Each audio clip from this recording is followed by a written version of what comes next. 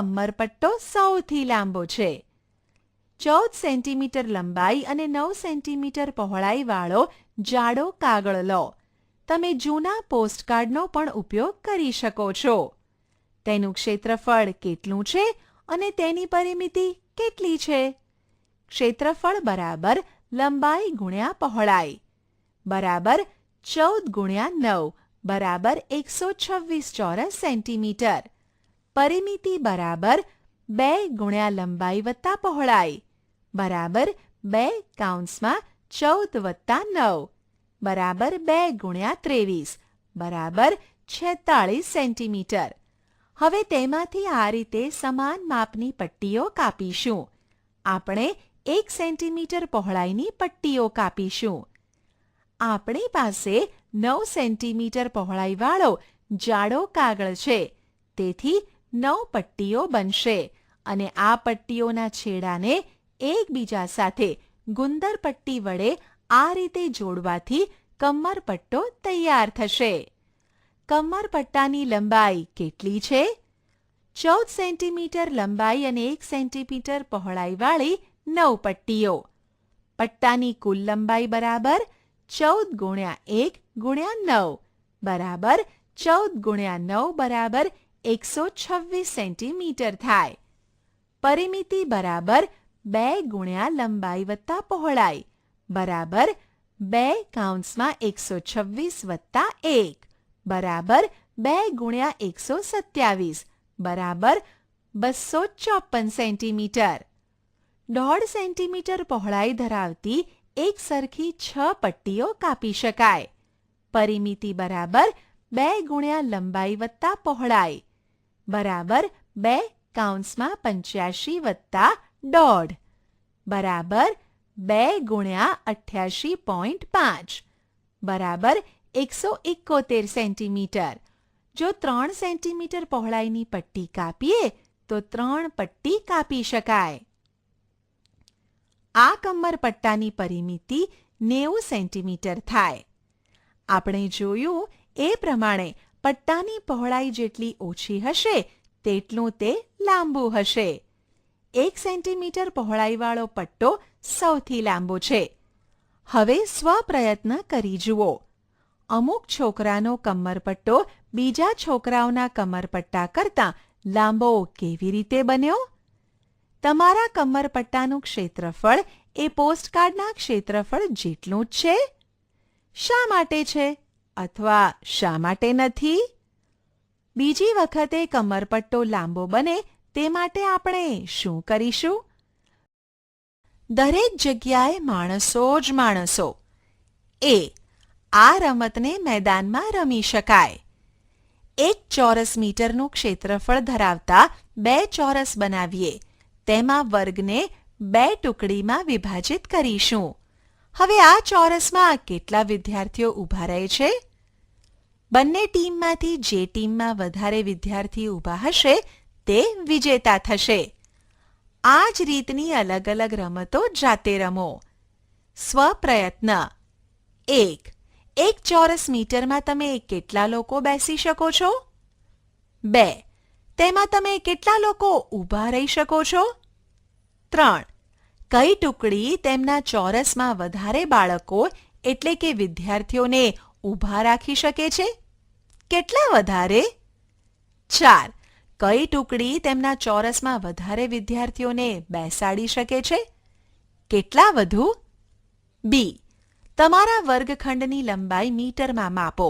તેની પહોળાઈ પણ માપો. 6 તમારા વર્ગખંડનું ક્ષેત્રફળ કેટલા ચોરસ મીટર છે? 7 તમારા વર્ગમાં કુલ કેટલા વિદ્યાર્થીઓ છે? 8 આથી 1 ચોરસ મીટરમાં કેટલા વિદ્યાર્થીઓ બેસી શકે? 9 જો તમે સહેલાઈથી ફરી શકો તેવું ઈચ્છતા હો તો 1 ચોરસ મીટરમાં કેટલા વિદ્યાર્થીઓ હોવા જોઈએ? બાજુનું માપ 1 કિલોમીટર હોય તેવો ચોરસ કેટલો વિશાળ હોય તેની કલ્પના કરી શકો છો? તેનું ક્ષેત્રફળ શોધવા માટે ચોરસનું ક્ષેત્રફળ બરાબર લંબાઈ ગુણ્યા પહોળાઈ બરાબર 1 કિલોમીટર ગુણ્યા 1 કિલોમીટર બરાબર 1 મળે. પરંતુ અહીં એકમ 1 ચોરસ કિલોમીટર આવશે, કારણ કે અહીં લંબાઈ અને પહોળાઈ બંને 1 કિલોમીટર છે. જો સેન્ટીમીટરમાં હોય તો આપણે ચોરસ સેન્ટીમીટર લખી શકીએ. અંદાજ લગાવો કે તેમાં કેટલા લોકો રહી શકે? અંદાજિત 1000 લોકો રહી શકે છે. પશ્ચિમ બંગાળમાં 1 ચોરસ કિલોમીટરના ક્ષેત્રફળમાં લગભગ 900 લોકો રહે છે. પરંતુ અરુણાચલ પ્રદેશમાં એકલાપણું લાગે છે. ત્યાં 1 ચોરસ કિલોમીટરના ક્ષેત્રફળમાં 15 કરતાં પણ ઓછા લોકો રહે છે. જમીનની વહેંચણી. નર્સરીના એક ખેડૂત છે. તે તેની જમીન 3 બાળકો ચુમકી, ઝુમરી અને ઇમરાન વચ્ચે સરખે ભાગે વહેંચવા માંગે છે. તે જમીનને એવી રીતે વહેંચવા માંગે છે કે જેથી તે જમીનના દરેક ટુકડા પર એક વૃક્ષ આવે. તેની જમીન નીચે મુજબ દેખાય છે. અહીં કુલ ખાનાઓની સંખ્યા ગણીએ તો 10 સ્તંભ અને 9 હાર છે. બંનેને ગુણતા 90 ખાના થાય. હવે આપણે 90 ખાનાને 3 ભાગમાં વહેંચવાના છે. તેથી 90 ને 3 વડે ભાગતા 30 મળે. દરેકના ભાગમાં 30 ખાના જેટલી જમીન આવે. અહીં તે ઈચ્છે છે કે જમીનને એવી રીતે વહેંચે કે જેથી તે જમીનના દરેક ટુકડા પર એક વૃક્ષ આવે. અહીં આકૃતિમાં બતાવ્યા પ્રમાણે આ રીતે 3 ટુકડા કરી શકાય. દરેક વ્યક્તિના જમીનના ટુકડાને અલગ રંગ વડે દર્શાવવામાં આવ્યું છે. આ ચિત્રમાંના દરેક ચોરસને 1 ચોરસ મીટર જમીન સમજવામાં આવે તો દરેક બાળકના ભાગે કેટલી જમીન આવશે? 30 ખાના હોવાથી 30 ચોરસ મીટર જમીન આવશે. ઝુમકી, ચુમકી અને ઇમરાનને વાડ બનાવવા માટે વાયરની જરૂર છે. કોને વાડ બનાવવા સૌથી વધુ વાયરની જરૂર પડે? ચુમકીની જમીનની પરિમિતિ બરાબર 9+2+3+2+6+4 બરાબર 26 મીટર. ઝુમરીની જમીનની પરિમિતિ બરાબર 3+8+5+3+2+5 બરાબર 26 મીટર. ઇમરાનની જમીનની પરિમિતિ બરાબર 6+3+2+3+4+6 બરાબર 24 મીટર. આમ ચુમકીને 26 મીટર, ઝુમરીને 26 મીટર અને ઇમરાનને 24 મીટર વાયરની જરૂર પડે. એટલે કે ચુમકી અને ઝુમરીને વાડ બનાવવા ઇમરાન કરતાં વધારે વાયરની જરૂર પડે. ત્રણેય જણને ભેગા મળીને કુલ કેટલા વાયરની જરૂર પડશે? ત્રણેય જણને ભેગા મળીને કુલ 76 મીટર વાયરની જરૂર પડશે. મહાવરો. એ. નીચેનું કોષ્ટક જુઓ. જો તમારે દરેક વસ્તુનું ક્ષેત્રફળ લખવું હોય તો તમે કયો સ્તંભ પસંદ કરશો? તેમાં સાચાની નિશાની કરો. અહીં કોષ્ટકમાં દરેક વસ્તુનું ક્ષેત્રફળ લખવાનું હોય તો આપણે તે વસ્તુ માટે કયો એકમ સાચો છે? ચોરસ સેન્ટીમીટર, ચોરસ મીટર અને ચોરસ કિલોમીટરમાંથી જે સાચો હોય તેના સામે ખરાની નિશાની કરવાની છે. હાથ રૂમાલ સેન્ટીમીટરમાં માપીએ છીએ, તેથી તેનો એકમ ચોરસ સેન્ટીમીટર થશે.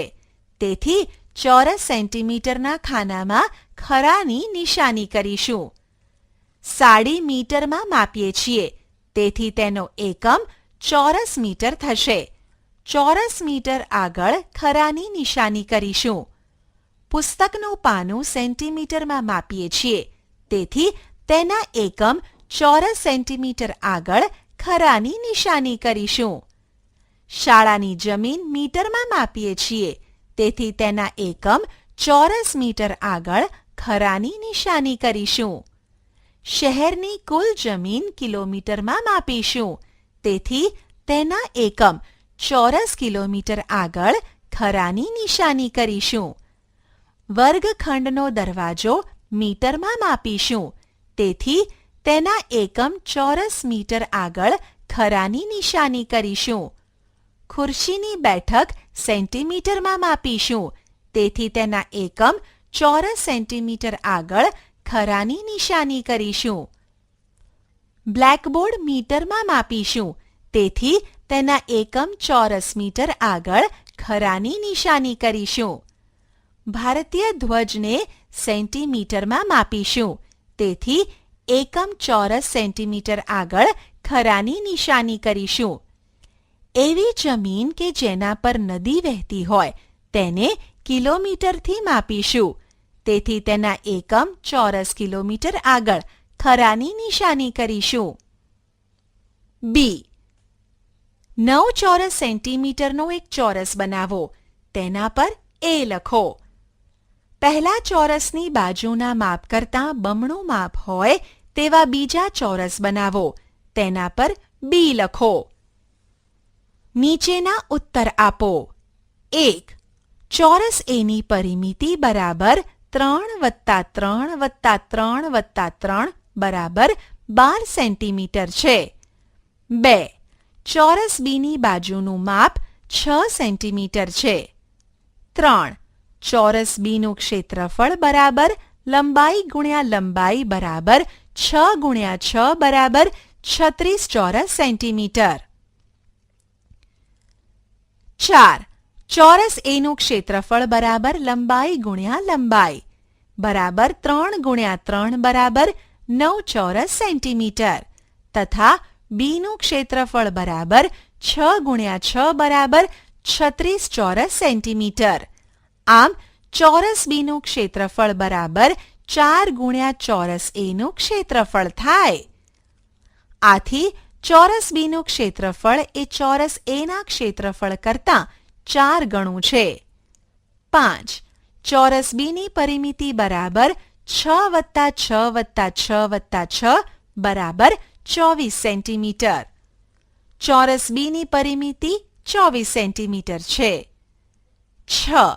ચોરસ બીની પરિમિતિ એ ચોરસ એની પરિમિતિ કરતાં 24/12 બરાબર 2 ગણી છે.